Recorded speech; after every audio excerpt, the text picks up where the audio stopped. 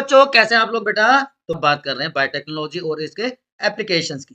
बच्चों 3 critical research areas हैं जो मेनली हम डिस्कस करने वाले हैं, जहां पे हम बायोटेक्नोलॉजी को यूज करेंगे।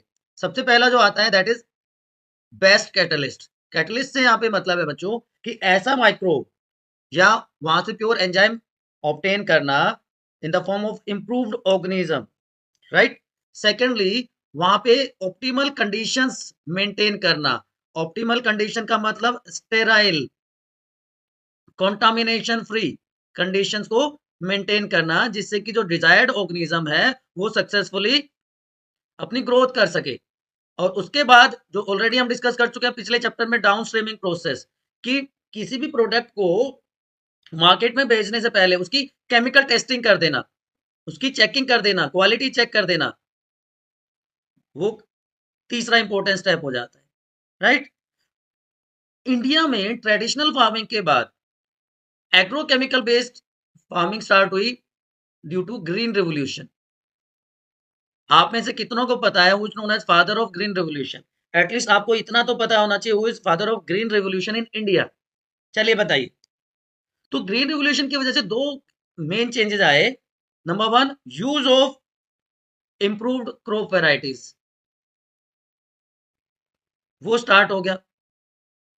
एंड सेकेंडली जो केमिकल्स है, फर्टिलाइजर्स, पेस्टिसाइड्स, उनका यूज स्टार्ट हो गया, राइट। चलिए मैं बताता हूं। Doctor M S Swaminathan is known as father of green revolution in India, लेकिन worldwide doctor Norman Borlaug is known as father of green revolution. याद रहेगा आपको, Norman Borlaug is known as father of green revolution. इसकी जरूरत क्यों पड़ी? Traditional farming से हम ग्रीन रिवोल्यूशन की तरफ क्यों आए? क्योंकि जो पॉपुलेशन थी वो ड्रास्टिकली इंक्रीज कर रही थी, and to feed that increase population हमें वैरायटी इंप्रूवमेंट करना जरूरी था, क्रॉप प्रोडक्शन बढ़ाना जरूरी था। That's why we shifted towards green revolution. इसकी वजह से कुछ बेनिफिट्स हुए कि क्रॉप की वैरायटी इंप्रूव हुई, क्रॉप का प्रोडक्शन बढ़ गया, इंडस्ट्रियल डेवलपमेंट स्टार्ट हो गई, एंड अल्टीमेटली फार्मर्स की इकोनॉमिक ग्रोथ भी स्टार्ट हो गई। बट कहते हैं ना, हर चीज के बेनिफिट है तो कुछ हार्मफुल इंपैक्ट्स भी होते हैं। तो there were certain drawbacks of green revolution also. उसकी वजह से ये जो केमिकल्स आप देख पा रहे होंगे in the form of fertilisers, in the form of pesticide, insecticide, ये सब बहुत ज्यादा बढ़ गया। और जब ये हमारे फूड चेन में एंटर करते हैं तो दे कॉज बायोमैग्निफिकेशन। ऑलरेडी आप प्रीवियस क्लासेस में पढ़ चुके हो बायोमैग्निफिकेशन क्या होता है, कि harmful toxic non biodegradable substances की जब कंसंट्रेशन सक्सेसिव ट्रॉपिक लेवल्स में बढ़ जाती है ना, तो ये हार्मफुल इंपैक्ट्स हो गए। तो हमें शिफ्ट होना पड़ा एग्रोकेमिकल बेस्ड फार्मिंग से ऑर्गेनिक फार्मिंग की तरफ, जहां पे जो फार्मर्स हैं वो मैन्योर्स यूज करते हैं, वो बायो फर्टिलाइजर्स यूज करते हैं, बायो पेस्टिसाइड्स यूज होते हैं, बायो इंसेक्टिसाइड्स यूज होते हैं, ये सारी चीजें यूज होती हैं to increase crop production. But now organic farming की भी लिमिटेशंस के बाद अब हमें दूसरे नए मेथड्स की तरफ जाना पड़ रहा है, which is known as genetically modified crop, जहां पे फॉरेन जीन को इंट्रोड्यूस किया जाता है जेनेटिक इंजीनियरिंग के थ्रू। तो ऐसी क्रॉप्स को हम क्या कहते हैं? जीएम क्रॉप्स या genetically modified crops. This is solution of organic farming, ठीक है।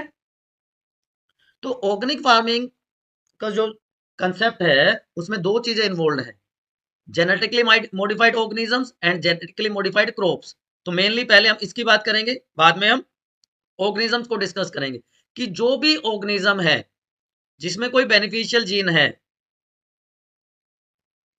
जैसे प्रोडक्टिविटी इंक्रीज करने की बात करें तो उस बेनिफिशियल जीन का जो सेगमेंट है वो कट करके और वो डिजायर्ड होस्ट ऑर्गेनिज्म में, प्लांट में इंट्रोड्यूस कर दिया जाता है, जहां वो सक्सेसफुली रेप्लिकेट करके अपना फंक्शन करना स्टार्ट कर देता है, ठीक है। तो ट्रांसजेनिक प्लांट्स अब मेनली हम डिस्कस करते हैं। वैसे तो जेनेटिकली मॉडिफाइड क्रॉप्स के लिए plant, bacterial cell, animal cell सबको यूज किया जा सकता है जेनेटिकली मॉडिफाइड ऑर्गेनिजम्स की फॉर्म में, बट अभी मेनली हम डिस्कस करने वाले हैं जेनेटिकली मॉडिफाइड प्लांट्स। तो जब प्लांट्स को जेनेटिकली मॉडिफाई किया जाता है तो क्या बेनिफिट्स हो जाते हैं? सबसे पहला जो बेनिफिट होता है बच्चों कि उनमें टॉलरेंस डेवलप हो जाता है, रेजिस्टेंस डेवलप हो जाता है against abiotic factor, against environmental condition, चाहे वो हम टेम्परेचर की बात करें, लो और हाई टेम्परेचर के अगेंस्ट, ड्रॉट के अगेंस्ट या सैलिनिटी के against. At the same time, they also develop resistance against pests and it reduces our dependence on chemicals in the form of pesticide, insecticide. वो dependence भी हमारी कम हो जाती है. इससे हम न्यूट्रिशनल वैल्यू इंप्रूव कर सकते हैं हमारे फूड प्रोडक्ट्स की. फॉर एग्जांपल गोल्डन राइस जो विटामिन ए इनरिच्ड राइस है and it gives A alternative resource for industries कि बायोफ्यूल्स के लिए, बायोफार्मास्यूटिकल्स में आगे हम इसको डिस्कस करने वाले हैं. अब इसमें जो सबसे पहला एग्जांपल हम डिस्कस करेंगे बच्चों, that is insect resistant plant. Genetically modified crop में इंसेक्ट रेजिस्टेंट प्लांट, उसके बाद हम पेस्ट रेजिस्टेंस की भी बात करेंगे, लेकिन पहले इंसेक्ट रेजिस्टेंस कि इंसेक्ट के अगेंस्ट रेजिस्टेंस डेवलप कर दें. एक प्लांट होता है, सॉरी एक पैथोजन होता है, एक नेमेटोड होता है, या पहले चलिए हम बीटी कॉटन की बात कर रहे हैं ना, पेस्ट रेजिस्टेंस की बात कर लेते हैं. एक बैक्टीरिया है बैसिलस thuringiensis जिसको हम शॉर्ट में बीटी कहते हैं. ये बैक्टीरिया नेचुरली मिलता है सॉइल में, naturally it is found in soil, right. अब ये करता क्या है बच्चों, ये एक क्रिस्टल प्रोटीन प्रोड्यूस करता है, टॉक्सिन प्रोड्यूस करता है, जिसको कॉमनली हम कहते हैं बीटी टॉक्सिन या क्राई प्रोटीन. ये पेस्ट रेजिस्टेंट डेवलप कर देता है क्रॉप प्लांट में. अब यहाँ पे एक चीज और ध्यान रखनी है आपको, यहाँ पे क्राई प्रोटीन को कैपिटल सी से लिखा जा रहा है, लेकिन जब हम जीन की बात करेंगे तो वो भी क्राई की फॉर्म में लिखा जाएगा, लेकिन वो स्मॉल सी होगा. ठीक है, चलिए अब ये कैसे एक्ट करता है देखिए. और इसी के बेसिस पे other type of plants were also develop, BT soybean, BT tomato, BT cotton, BT rice भी डेवलप किए गए. इसका मोड ऑफ एक्शन देखते हैं. देखिए बैसिलस thuringiensis जिसको हम बीटी कह रहे हैं, वो एक प्रोटीन प्रोड्यूस कर रहा है विच इज क्राई प्रोटीन. ये क्राई प्रोटीन इस बैक्टीरिया में, कौन से बैक्टीरिया में, बैसिलस thuringiensis में इनएक्टिव फॉर्म में प्रेजेंट होता है, राइट. इनएक्टिव फॉर्म में प्रेजेंट होता है, इसलिए ये बैक्टीरिया में सेल लाइसिस या उसकी किलिंग नहीं करता. लेकिन जैसे ही कोई लेपिडोप्टेरन या आर्मीवोम या क्लियोप्टेरन या कोई भी इंसेक्ट हम कह सकते हैं, उसके ऊपर फीड करता है, तो उसकी गट में जाके, उसकी इंटेस्टाइन में एल्कलाइन मीडियम की वजह से, एल्कलाइन मीडियम की वजह से ये जो क्राई प्रोटीन था ये एक्टिव फॉर्म में कन्वर्ट हो जाता है, बीटी टॉक्सिन क्रिस्टल्स प्रोड्यूस कर देता है जो एक्ट करते हैं रिसेप्टर्स पे. रिसेप्टर्स कहां प्रेजेंट है, गट में ही, and it causes pores due to which cell swelling occurs. Cell swelling causes cell lysis and death of the insect occurs. ठीक है, तो this is the mode of action. अब वो वाला आंसर आपको यहां से मिल गया होगा कि why does this toxin not kill bacillus, क्योंकि वहां पे ये इनएक्टिव फॉर्म में प्रेजेंट है. BT toxin protein bacillus thuringiensis bacteria में इनएक्टिव फॉर्म में प्रेजेंट है, इसको एल्कलाइन मीडियम की जरूरत होती है टू बिकम एक्टिव. तो जैसे ही क्राई प्रोटीन को कंज्यूम किया किसने, बैक्टीरिया, सॉरी इंसेक्ट ने, वो एल्कलाइन पीएच की वजह से सोलिबलाइज हो गया, टॉक्सिन एक्टिवेट हो गया, गट के रिसेप्टर के साथ बाइंड करके पोर्स क्रिएट कर देता है, causes cell swelling and lysis. बड़ा सिंपल सा है. It acts on variety of insects, चाहे वो हम लेप्टोटेरेंस की बात करें in the form of tobacco budworm या आर्मीवर्म या डिप्टेरियंस हो, फ्लाइज और मॉस्किटोज या बीटल्स हो, सबके ऊपर एक्ट करता है. But it is species specific. ये स्पीशीज स्पेसिफिक क्या है, जैसे क्राई 1AC और क्राई 2AB, ये दोनों के दोनों बच्चों एक्ट करते हैं अगेंस्ट कोटल वॉलवॉर्म, जबकि क्राई 1AB एक्ट करता है कोर्न बोरर पे. याद रहेगा, बहुत इंपॉर्टेंट है, स्पीशीज स्पेसिफिक है. क्राई 1AC, क्राई 1AB मतलब ये दोनों 1 और 2 किसके ऊपर एक्ट कर रहे हैं, कोटल वॉलवॉर्म के ऊपर, और 1AB कोर्न बोरर के ऊपर. अब देखो मैंने क्या कहा था, जीन भी होगा, प्रोटीन भी होगा, सी से यहाँ पे स्मॉल सी और यहाँ पे कैपिटल सी लिखा जाएगा. क्लियर बच्चों, ये सिंबल्स भी आपको ध्यान रखने हैं. First letter of protein symbol is always capital, जबकि जीन के केस में हमेशा स्मॉल में लिखा जाएगा. अब दूसरा है आरएनए इंटरफेरेंस, ये एग्जांपल है। अभी हमने इंसेक्ट रेजिस्टेंस की बात करी, अब हम पेस्ट रेजिस्टेंस की बात कर लेते हैं। पेस्ट रेजिस्टेंस प्लांट, कि प्लांट में ही पेस्ट के अगेंस्ट रेजिस्टेंस डेवलप हो जाए। ये RNA interference natural defence mechanism है यूकैरियोट्स में। ये प्रोसेस जो है नेचुरल डिफेंस मैकेनिज्म है जो कि यूकैरियोट्स में पाया जाता है। आपको पता है कि डीएनए से आरएनए की फॉर्मेशन होती है बाय ट्रांसक्रिप्शन प्रोसेस, और इस आरएनए से प्रोटीन बनता है बाय ट्रांसलेशन प्रोसेस। तो ये जो मैसेंजर आरएनए है या ये आरएनए है, ये मैसेंजर का काम कर रहा है कि यहां से इंफॉर्मेशन लेके यहां से पास कर रहा है। क्लियर बच्चों? अब निमेटोड्स क्या होते हैं, चलो बताओ। Nematodes are round worms. Nematodes are round worms. Nematodes plant में और एनिमल्स में सरवाइव करते हैं, इंक्लूडिंग ह्यूमन बींग्स।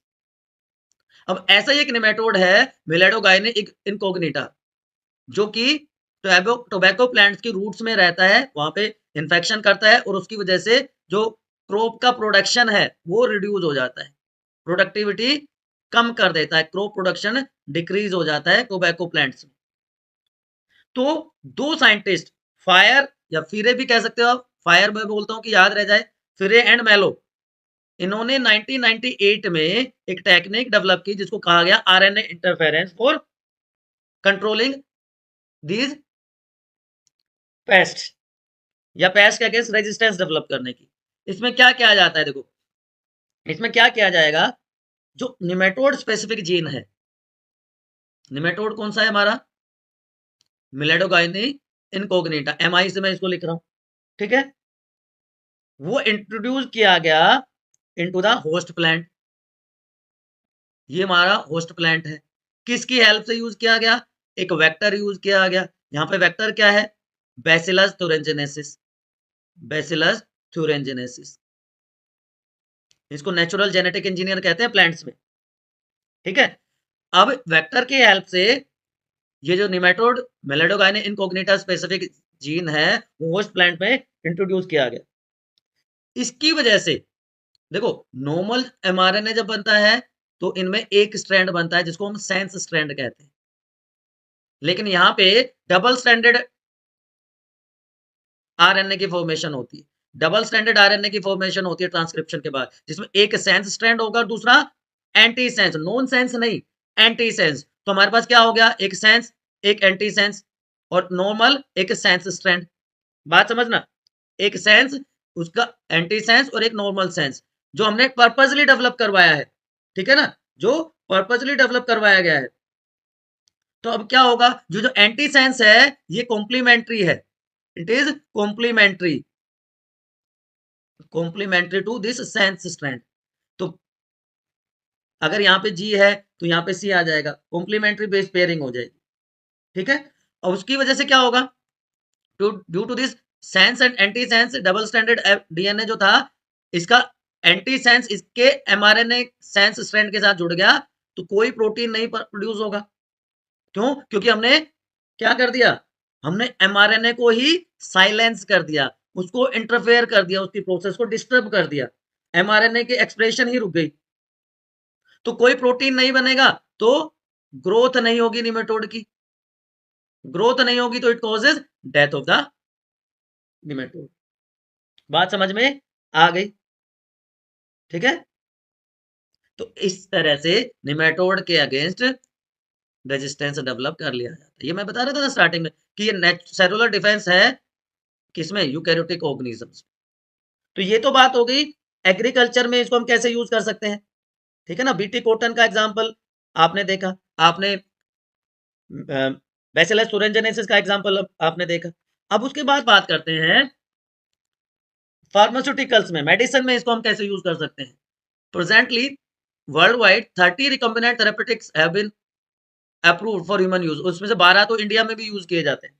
तो मेडिसिन में use of biotechnology in biotechnology in medicine, biotechnology in medicine कैसे यूज करेंगे, उसका क्लासिकल एग्जांपल जो है ना, that is genetically engineered insulin. Genetically engineered insulin है इसका एग्जांपल। आपको पता है कैसे होती है एक डिजीज, डायबिटीज जहाँ पे ब्लड ग्लूकोज या शुगर लेवल बहुत ज्यादा हाई हो जाता है, ठीक है।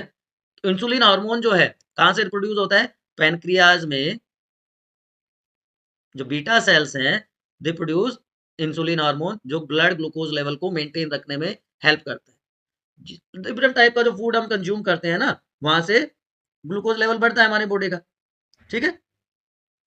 बात समझ में आ गई? यहाँ तो कोई समस्या है तो बताओ। तो पैनक्रियाज की बीटा सेल्स इंसुलिन प्रोड्यूस कर रही है, नॉर्मल कंडीशन है, कोई समस्या नहीं है। लेकिन जब इसकी डेफिशिएंसी हो जाती है तो पेशेंट को इंसुलिन का इंजेक्शन लेने पड़ते हैं, है ना। पहले क्या किया जाता था, पहले इंसुलिन को एक्सट्रैक्ट किया जाता था स्लॉटर्ड कैटल से और पिग्स से, जिसकी वजह से एलर्जिक रिएक्शंस हो जाती थी ह्यूमन बींग्स में। तो इसी को ध्यान में रखते हुए ये जेनेटिकली इंजीनियर्ड इंसुलिन बनाया गया। अब आप लोग ये पूछ सकते थे कि सर इंजेक्शन क्यों दिया जाता है, ओरली क्यों नहीं देते, बाकी मेडिसिन भी तो ओरली दी जाती है, तो इंसुलिन को ओरली क्यों नहीं दिया जाता डायबिटिक पेशेंट्स को? बिकॉज जो डाइजेस्टिव जूस है हमारे स्टमक में और इंटेस्टाइन में वो इस इंसुलिन को ब्रेक कर देंगे हमारे ब्लड स्ट्रीम में जाने से पहले ही, तो ये अपना काम ही नहीं कर पाएगा, और जब काम ही नहीं कर पाएगा तो फायदा क्या है? तो इसका सॉल्यूशन किसने निकाला? बेंटिंग और बेस्ट ने। दो साइंटिस्ट हैं, बेंटिंग एंड बेस्ट, ठीक है। उन्होंने इंसुलिन की स्ट्रक्चर को स्टडी किया पहले पहले तो। अगर इंसुलिन की स्ट्रक्चर की बात करें सबसे पहले बच्चों, तो इंसुलिन है ना वो 51 अमीनो एसिड्स का बना होता है। 51 अमीनो एसिड्स हैं जिसमें दो चेन होते हैं, A chain and B chain, दो चेन है, A and B chain. A chain में 21 अमीनो एसिड है, बी चेन में 31 अमीनो एसिड्स हैं। और सारी की सारी चेन्स, मतलब दोनों की दोनों चेन्स डाइसल्फाइड ब्रिज के हेल्प से, डाइसल्फाइड बॉन्ड के हेल्प से जुड़ी होती हैं। As you can see here disulphide bond present है उसमें, जिसको एसएस लिंकेजेस भी कहते हैं। इनएक्टिव फॉर्म में, प्रो इंसुलिन फॉर्म में इसमें एक और स्ट्रेच होता है जिसको सी पेप्टाइड कहा जाता है, which is called C peptide. इस सी पेप्टाइड में होते हैं 33 amino acids. C peptide contain 33 amino acids. तो जब प्रो इंसुलिन से मैच्योर इंसुलिन की फॉर्मेशन होती है तो नेचुरली ये सी पेप्टाइड रिमूव हो जाता है। Bacteria can not made to synthesise insulin from its gene due to presence of introns. Bacteria में एंजाइम्स नहीं होते टू रिमूव इंट्रोन्स, तो इंसुलिन को कैसे सिंथेसाइज किया जाए? क्योंकि मेन चैलेंज क्या था कि सी पेप्टाइड को रिमूव कैसे किया जाए, राइट। तो एक कंपनी है एली लिली, एक यूएसए बेस्ड कंपनी है एली लिली, उन्होंने इस टास्क को लिया, ठीक है। और उन्होंने आर्टिफिशियली इंसुलिन सिंथेसाइज किया।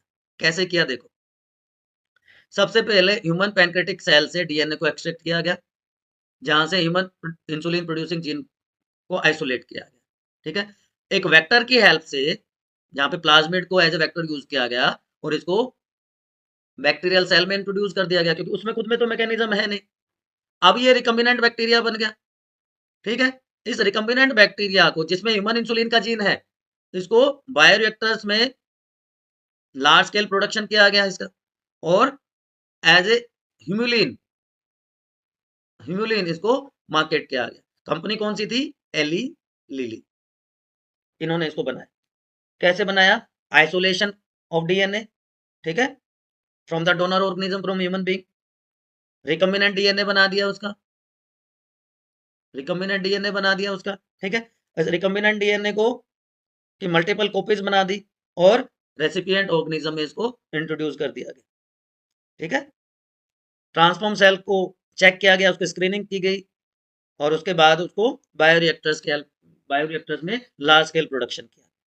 देखने में बहुत सिंपल सी प्रोसेस लग रही है आपको, लेकिन बहुत टिपिकल था। बट ये एक वरदान है हम कह सकते हैं फॉर इंसुलिन पेशेंट्स। दूसरा इंपॉर्टेंट जो, चलिए पहले ये इसका डिफरेंस देख लीजिए। एनिमल इंसुलिन जो पहले यूज करते थे वो एक्सट्रैक्ट किया जाता था, स्लॉटरिंग की जाती थी कैटल्स की, पिग्स की। ये सिमिलर तो था ह्यूमन इंसुलिन के, लेकिन आइडेंटिकल नहीं था, और मैंने बताया था कि एलर्जिक रिएक्शंस होती थी। लेकिन ये बैक्टीरिया से ऑब्टेन किया जाता तो एनिमल की किलिंग नहीं होती, आइडेंटिकल है, एंड नो एलर्जिक रेस्पॉन्सेस, ठीक है ना बच्चे मेरे, याद रहेगा। अब दूसरा use, gene therapy. Gene therapy क्या है? एक ऐसा मेथड है, एक ऐसी टेक्निक है जहां पे एक डिफेक्टिव एक डिफेक्टिव या नॉन फंक्शनल जीन को डिफेक्टिव या नॉन फंक्शनल जीन को रिप्लेस कर दिया जाता है, replace by healthy functional gene, healthy functional gene. उस प्रोसेस को क्या कहते हैं हम? जीन थेरेपी कहते हैं। ठीक है, यहां तक कोई समस्या है? यहां तक कोई समस्या है तो बताओ। जो पहली जीन थेरेपी का क्लिनिकल ट्रायल किया गया था वो 1990 में किया गया था, एक 4 साल की बच्ची पे यूएसए में। वो बच्ची सफर कर रही थी एडीए डेफिशिएंसी से। एडीए है एडिनोसिन डीएमिनेज, और ये कंडीशन कहलाती है एससीआईडी, सीवियर कंबाइंड इम्यूनो डेफिशिएंसी, जो 1 लाख बच्चों में से एक में होता है। यहाँ पे इम्यून सिस्टम वीक हो जाता है, इम्यून सिस्टम जो है वो वीक हो जाता है due to deficiency of adenosine deaminase. ठीक है, उसकी वजह से क्या है, एडिनोसिन एक्यूमुलेट हो जाने लगता है बॉडी में, एक टॉक्सिक मेटाबोलाइट ही कह सकते हैं इसको। तो पीपल जिनमें नॉर्मल एडीए जीन नहीं है, वो functional ADA gene enzyme produce नहीं कर सकते, और उससे उनका इम्यून सिस्टम नॉर्मल काम नहीं करता है। ठीक है, तो इसके लिए जीन थेरेपी की गई। तो देखिए नॉर्मल कंडीशन में क्या हो रहा है, इम्यून सिस्टम एडीए जीन है तो वो इम्यून सिस्टम स्ट्रॉन्ग है। यहाँ पे एडीए जीन नहीं है तो एडेनोसिन डीएमिनेज नहीं बनता और इम्यून सिस्टम वीक हो जाता है। तो उसका सॉल्यूशन क्या है, ये देखिए कैसे होता है, डिलीशन होता है जीन, एडीए जीन का, तो उसकी वजह से एडीए एंजाइम नहीं बना और इम्यून सिस्टम काम नहीं करता। तो उसके लिए क्या की जाती है, जीन थेरेपी की जाती है। क्या की जाती है बच्चों मेरे? जीन थेरेपी की जाती है। दो तरह की जीन थेरेपी होती है, सोमेटिक जीन थेरेपी और जर्म लाइन जीन थेरेपी। नाम से समझ में आ रहा है कुछ? Germ line gene therapy, somatic cell है ना, सोमेटिक सेल्स में जीन को इंट्रोड्यूस करवाया जाता है, लेकिन ये रिस्ट्रिक्टेड है to individual patient only, restricted to individual patient only, सिर्फ उसी के लिए हो सकती है जो अफेक्टेड है, उसी में हो सकती है, क्योंकि सोमेटिक सेल्स में चेंजेस कर रहे हैं। ये इनहेरिट नहीं होती पेशेंट से के ऑफस्प्रिंग में या नेक्स्ट जनरेशन में। जर्म लाइन जीन थेरेपी में क्या होगा कि जो जर्म सेल्स हैं वो मॉडिफाई की जाती है। जर्म सेल्स मतलब एग सेल या स्पर्म सेल को मॉडिफाई किया जाता है, राइट, और उनमें फंक्शनल जीन को इंट्रोड्यूस करवाया जाता है।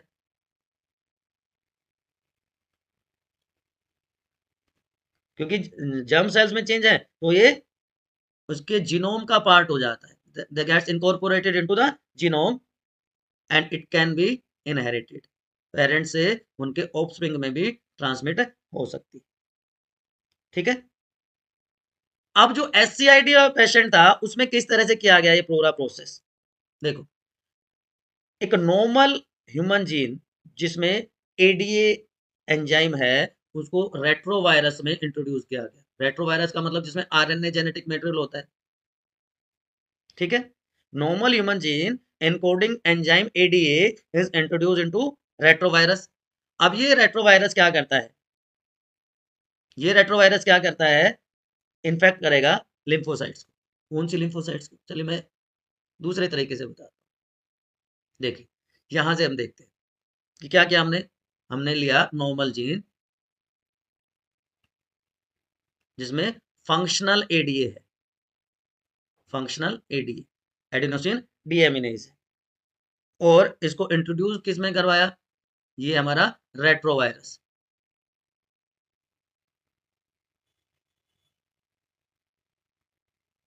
इस रेट्रोवायरस में ये फंक्शनल जीन हमने इंट्रोड्यूस करवा दिया। ठीक है, अब रेट्रोवायरस अब क्या करेगा, लिम्फोसाइट्स लिए हमने बोन मैरो से, पेशेंट के बोन मैरो से लिम्फोसाइट ली गई और उनको कल्चर करवाया। क्लियर? यस और note? Now this retrovirus infect these lymphocytes, this retrovirus infect these lymphocytes जिसको हमने पेशेंट के बोन मैरो से एक्सट्रैक्ट किया था, and make copy of its RNA. कॉपिंग हो गई इसकी, मल्टीप्लिकेशन हो गया, रेप्लिकेशन हो गया। तो रेप्लिकेशन के में क्या हुआ, जिसने अपनी कॉपीज बना दी। ठीक है,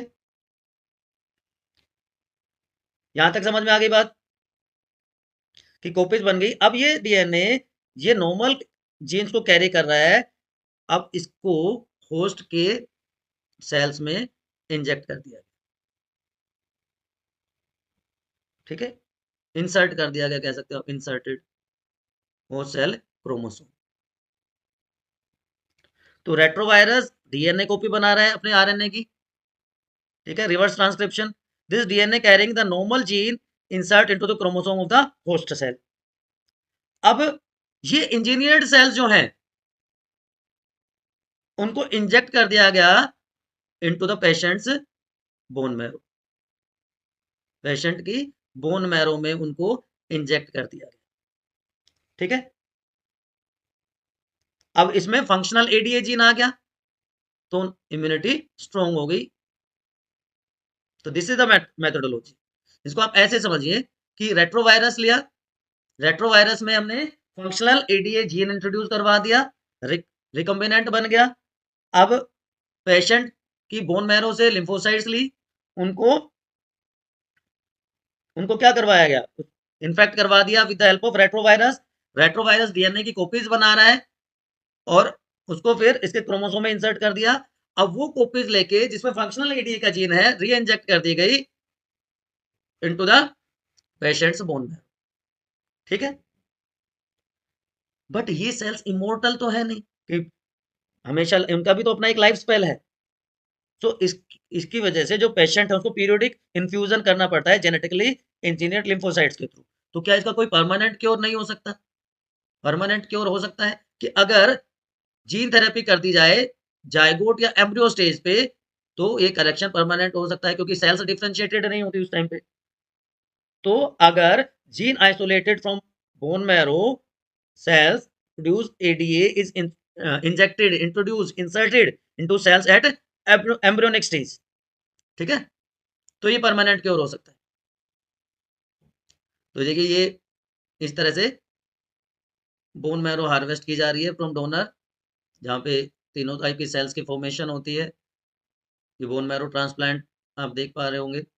और एंजाइम रिप्लेसमेंट थेरेपी, एक ऐसा मेडिकल ट्रीटमेंट जिसमें फंक्शनल जीन इंट्रोड्यूस कर दिया जाता है डेफिशिएंट या एब्सेंट जीन की जगह। तो this is gene therapy. Enzyme replacement therapy already मैंने बताया इंट्रावेनस की जाती है, जहाँ पे इन्फ्यूजन किया जाता है सॉल्यूशन का जिसमें एंजाइम प्रेजेंट होता है। होप ये समझ में आ गया होगा। उसके बाद जो अगला आता है मेडिकल में ही, that is molecular diagnosis. That is molecular diagnosis कि हर ऑर्गेनिज्म में कुछ यूनिक स्पेसिफिक डीएनए सीक्वेंसेस होती हैं। तो molecular diagnosis species specific DNA को विजिबल करने में हेल्प करता है। तो जो ट्रेडिशनल कन्वेंशनल मेथड है डायग्नोसिस के, उसमें यूरिन एनालिसिस किया जाता था, सीरम एनालिसिस किया जाता था, और ये टाइम कंज्यूमिंग प्रोसेसेस थी। इसका ड्रॉबैक क्या था, ये टाइम कंज्यूमिंग थी। तो बाय द टाइम जब उसका रिजल्ट आता था, तो कई बार इन्फेक्शन स्प्रेड हो चुका होता था, राइट। और ये बहुत ज्यादा इफेक्टिव भी नहीं थे। ठीक है ना, अर्ली डिटेक्शन नहीं होता था इसमें, early detection was not possible. तो इसलिए मॉडर्न डायग्नोस्टिक मेथड्स को डेवलप किया गया, जिसमें पीसीआर, एलाइजा और रिकॉम्बिनेंट डीएनए टेक्नोलॉजी में। तो पीसीआर ऑलरेडी हम लास्ट चैप्टर में डिस्कस कर चुके हैं डिटेल में। 3 स्टेप होते हैं, डीनेचुरेशन, एनिलिंग एंड एक्सटेंशन। अब आप में से कौन बच्चा बताएगा इसमें कौन सा पॉलीमरेज एंजाइम यूज किया जाता है और वो कहां से ऑब्टेन होता है? रिकॉम्बिनेंट डीएनए टेक्नोलॉजी ऑलरेडी हम डिस्कस कर रहे हैं। तो मैं थोड़ा सा आपको बताता हूँ about ELISA, enzyme linked immunosorbent essay. Peptides को, प्रोटीन्स को, एंटीबॉडीज को या हार्मोन्स को डिटेक्ट करता है, आइडेंटिफाई करता है। ये इसकी हेल्प से पता लगाया जाता है कि एंटीबॉडीज किसी इन्फेक्शन की वजह से तो डेवलप नहीं हुई है, ठीक है ना। एप्लीकेशंस कहाँ है? फूड एलर्जीज का पता लगाने के लिए, detection of HIV, bird flu, antigen, pregnancy hormones, drugs allergens, इनके लिए इसको यूज किया जाता है। इवन थायराइड डिसऑर्डर्स के लिए भी इसको यूज किया जाता है, थायराइड डिसऑर्डर्स। ठीक है जी। STDs के लिए भी इसको यूज किया जाता है, सेक्सुअली ट्रांसमिटेड डिजीजेस, हेपेटाइटिस, बहुत सारी जगह पे इसको यूज किया जाता है। बेसिक प्रिंसिपल क्या है? It is based on antigen antibody interaction. Basic principle is it is based on antigen antibody interaction. It can detect very small amount of protein, चाहे वो एंटीजन है या वो एंटीबॉडी, उसमें बहुत स्मॉल अमाउंट को भी ये डिटेक्ट कर सकता है with help of enzyme alkaline फोस्फेटेज। कौन सा एंजाइम इसमें यूज होता है? एल्कलाइन फोस्फेटेज। ठीक है बच्चों, तो ये तीसरा मेथड हो गया। तो हमने बात कर ली एग्रीकल्चर में कैसे यूज कर सकते हैं, हमने बात कर ली मेडिसिन में कैसे यूज कर सकते हैं बायोटेक्नोलॉजी को। अब ट्रांसजेनिक एनिमल्स, ऐसा एनिमल जिसमें फॉरेन जीन को पर्पसली इंसर्ट किया गया है, वो क्या कहलाता है? Transgenic animals. ठीक है, foreign gene is purposely inserted, कि हम चाहते हैं एक बेनिफिशियल जीन है, ठीक है, तो उस जीन को हम माइक्रो इंजेक्शन की हेल्प से एग सेल में डोनर का जीन है, इंसर्ट कर दिया एग सेल में, और उससे जो नई काऊ बनी, सॉरी या गोट बनी, वो क्या कहलाएगी? ट्रांसजेनिक गोट कहलाएगी। ठीक है, तो ट्रांसजेनिक एनिमल्स के बेनिफिट्स क्या है? कि नॉर्मल फिजियोलॉजी और डेवलपमेंट को स्टडी कर सकते हैं।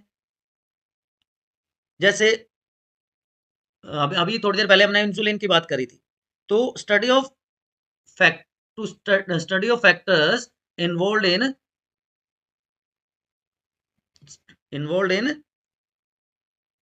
insulin like growth factors, involved in insulin like growth factors, उसकी स्टडी करने में हम उसको यूज कर सकते हैं। इसके अलावा एक एक करके मैं सारे बताता हूँ आपको।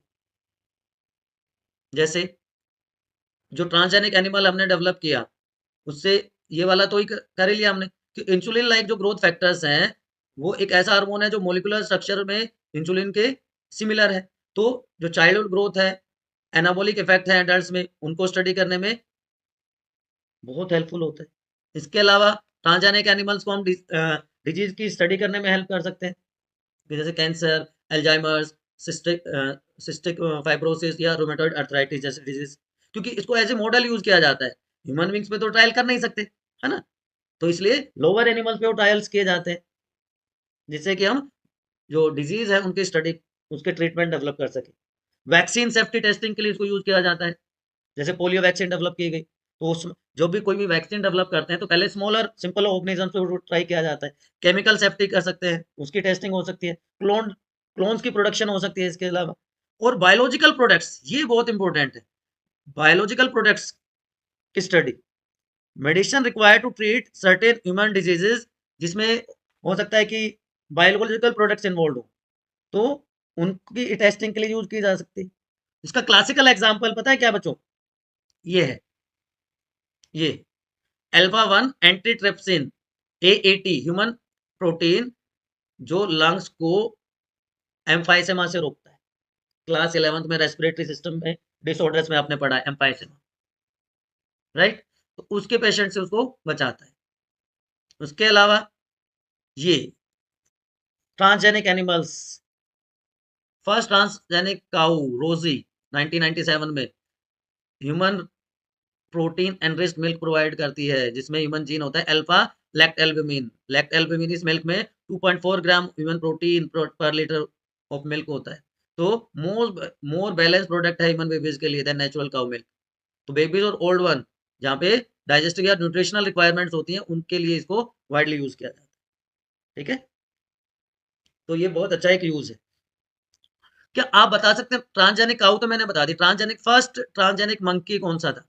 First transgenic monkey was ANDi, first transgenic, ठीक, एनडी।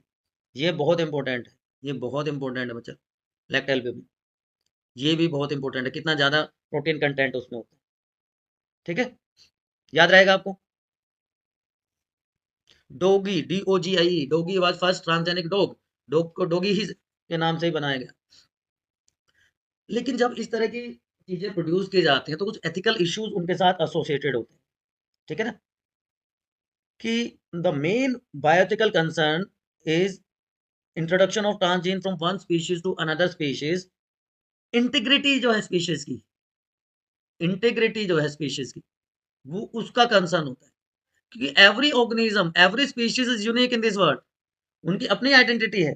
तो अगर हम उसके जीन्स में कुछ मैनिपुलेशंस कर रहे हैं, उनमें कुछ चेंजेस कर रहे हैं, तो इंटीग्रिटी को अफेक्ट ना हो, क्रूरलिटी ना हो, किलिंग ना हो, अननेसेसरी किलिंग ना हो एनिमल्स की, उसको उनको प्रॉपर ट्रीट किया जाए।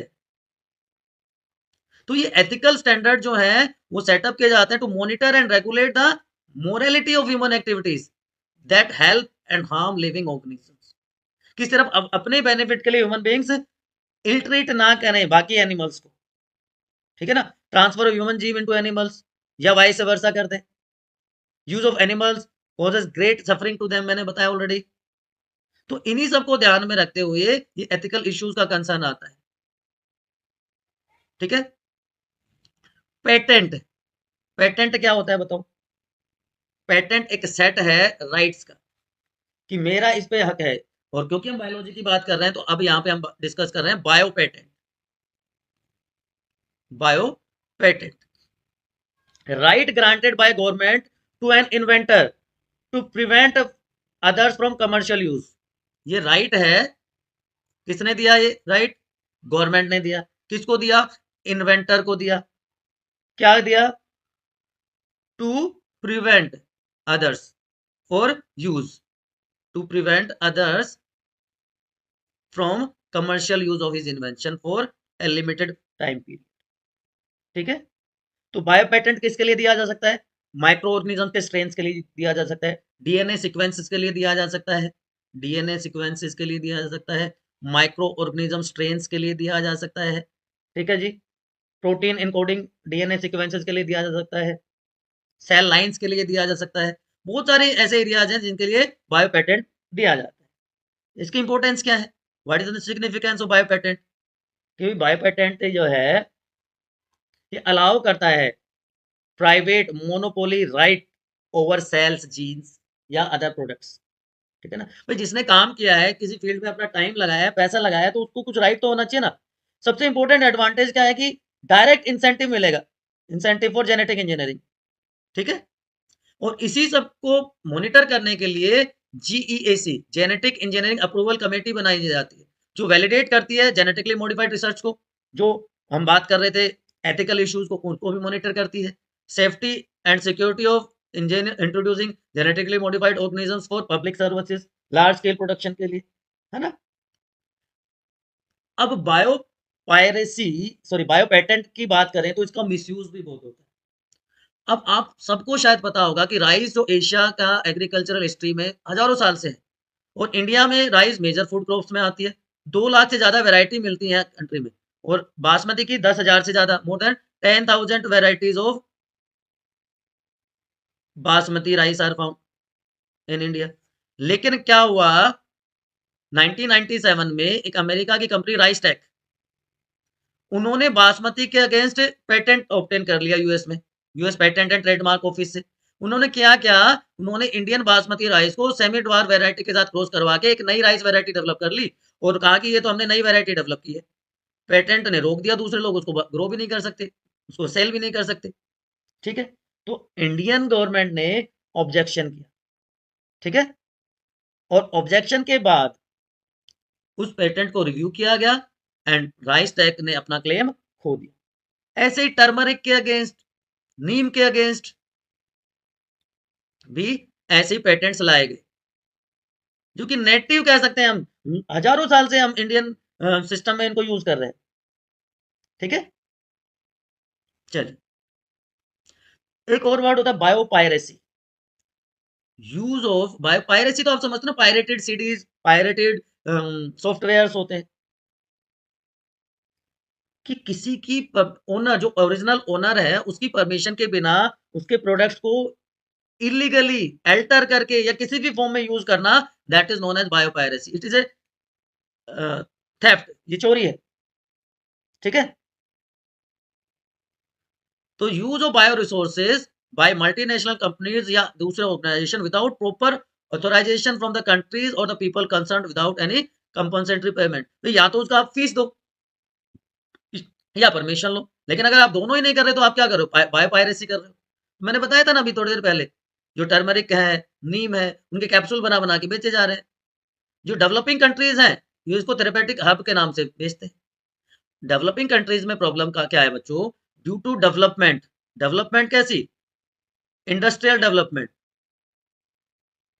उन्होंने अपने जो नेचुरल रिसोर्सेज हैं, जो बायोडाइवर्सिटी है, उसका तो लॉस कर दिया। अब वहां पे बच गए जंगल, वहां पे बायोडाइवर्सिटी नहीं है तो क्या करते हैं, दूसरी जगह से चीजों को चुरा चुरा के लेके आते हैं। तो ये बायोपायरेसी का पार्ट है। ठीक है, तो Indian patent bill was pass regarding this, जो ये कहता है कि biopiracy, patent terms, emergency provisions इसके, या जो भी रिसर्च और डेवलपमेंट रिलेटेड इनिशिएटिव हैं, वो कंसिडरेशन के अंडर होंगे। उनको टाइम टू टाइम चेक किया जाएगा बाय गवर्नमेंट। लेकिन उससे भी खतरनाक जो चैलेंज हमारे सामने आ रहा है बच्चों, कि हमारा फ्यूचर ये होने वाला है कि बायो वेपन्स, बायोलॉजिकल वारफेयर। हमने बायो पैरेसी की बात कर ली, हमने बायो पेटेंट की बात कर ली, अब आता है बायो वार, बायोलॉजिकल वारफेयर। यस, ऐसा वार जो बायोलॉजिकल वेपन से लड़ा जाएगा, बायोलॉजिकल वेपन जिसमें यूज होंगे, कि इंसानों को तो जाने की जरूरत नहीं है। बायोलॉजिकल वेपन्स यूज होंगे against crops, against humans, animals. और ये 5 टाइप के बायो वेपन्स नॉर्मली यूज होने वाले हैं नियर फ्यूचर में, जिसकी वजह से, और इसमें से 3 सबसे प्रोमिनेंट ये हैं, 3 सबसे प्रोमिनेंट ये हैं। 1942 में ही बच्चों, आप सरप्राइज हो गए, ब्रिटेन ने बहुत सारे अमाउंट में एंथ्रेक्स के स्ट्रेन डेवलप कर लिए थे। ठीक है, नाजी प्रिजनर्स को इन्फेक्ट किया गया था with rickettsia species, disease caused by weapons, जिसमें आपके कौन कौन से डिजीजेस आ जाएंगी जो कि कोज होंगी, एंथ्रेक्स हो जाएगा। ये 5 तो है ही है, जो मेनली ये 3 ऑर्गेनिजम्स भी हैं इसमें। So this is a real threat now. क्यों, क्यों होगा ये, why bio weapons will be used, why bio weapons as compare to conventional weapons, they are low cost, low cost weapons है। ठीक है, more casualties, cause more damage करेंगे। Warfare में तो यही होता है, जो ज्यादा नुकसान करे वो बेस्ट वेपन है। तो लो कॉस्ट भी है, मोर डैमेज भी करेगा देन कन्वेंशनल या केमिकल वेपन्स। एक बार रिलीज कर दिया, बात खत्म। तो क्या इसके अगेंस्ट कोई प्रोटेक्शन नहीं है? प्रोटेक्शन भी है। प्रोटेक्शन क्या होगी, use mask, right, respirator mask या गैस मास्क यूज कर सकते हैं, प्रोटेक्टिव शेल्टर्स हो, राइट, वैक्सीनेशन हो उसके अगेंस्ट जो भी यूज कर रहे हैं, और उनके अगेंस्ट एंटीबायोटिक्स अवेलेबल।